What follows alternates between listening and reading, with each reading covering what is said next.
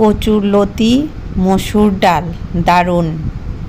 Evergreen 757 চ্যানেলে আপনাদের স্বাগত। আজ কচুর লতি রান্না করব। ভিডিওটা সম্পূর্ণটা দেখার জন্য অনুরোধ রইল। Please like share and subscribe please. এই ইউনিক রেসিপিটা আমি কিভাবে করেছি চলুন দেখি। এই ইউনিক রেসিপি করার জন্য প্রধান উপকরণ নিয়েছি কচুর লতি। খুব ভালো, গলায়ও ধরে না। ভালোভাবে কেটে ধুয়ে নিচ্ছি, বালি থাকে। কচুর লতি খাওয়া ভালো, প্রচুর আয়রন থাকে কচুর লতিতে। জল দিয়ে নুন দিয়ে ভাপিয়ে নেব। কড়াই গরম করেছি, কড়াইতে তেল দিয়েছি, তেলটা কড়াইতে মাখিয়ে নেব। কড়াইতে তেলটা মাখিয়ে মসুর ডাল নিয়েছি পরিমাণ বুঝে, কচুর লতির অনুযায়ী এই পরিমাণে মসুর ডাল নিয়ে ভালো করে ধুয়ে তেল গরম হয়েছে, তেলের মধ্যে দিয়ে দিচ্ছি মসুর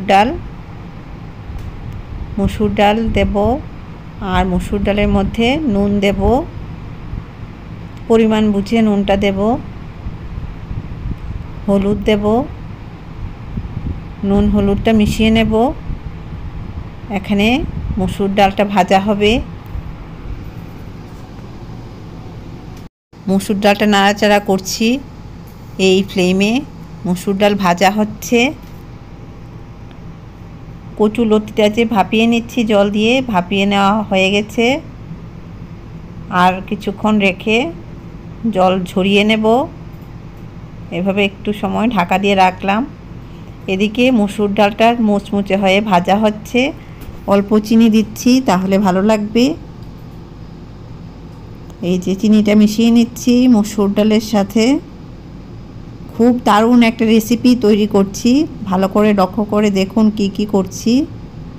এই যে জলটা ঝরিয়ে নিয়েছি, লতিটা নিয়েছি টুকরো একটা। এই যে ভাপিয়ে নেওয়া হয়ে গেছে, এরকম হলে ভাপিয়ে নেওয়া হয়ে গেল। এখন কড়াইটা গরম করে তেল দিয়েছি। তেলটা একটু বেশি দিতে হবে, কচুর লতি রান্না করতে তেল দিতে হয়, না হলে গলায় ধরে। তেল গরম হয়েছে, এখন শুকনো লঙ্কা ফোড়নে দিয়ে কালো জিরে ফোড়নে দিলাম।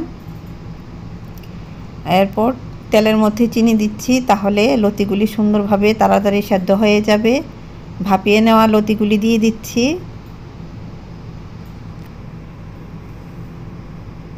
সবগুলি এভাবে দিয়ে দিলাম।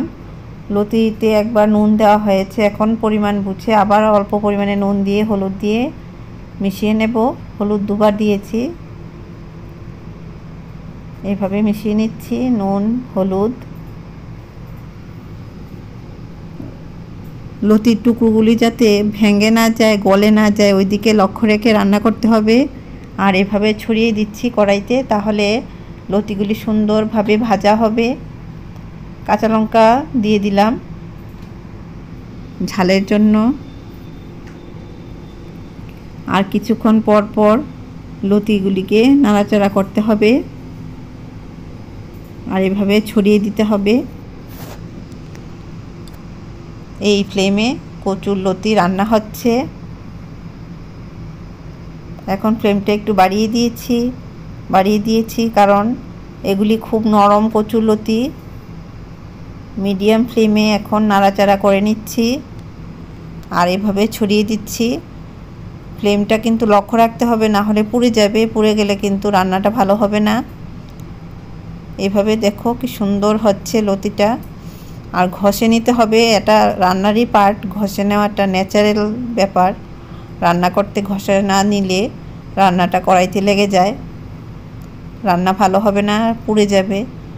কচুলতি সেদ্ধ হয়েছে, ভাজা হয়েছে। এখন মসুর ডাল যে মুচমুচে করে ভাজা করেছিলাম, এগুলি এখন এখানে দিয়ে দিলাম। এখন এগুলি মানে মসুর ডালগুলি লতির সাথে মিশিয়ে নিচ্ছি। খুব দারুণ লাগবে, ভাত দিয়ে, রুটি, পরোটা সব কিছু দিয়েই ভালো লাগবে। আর লতিটা গলায় ধরে না, খুব ভালো লতি। এরকম লতি দেখে কিনলে খুব ভালো লাগবে। দারুণ একটা রেসিপি তৈরি করেছি, ইউনিক রেসিপি।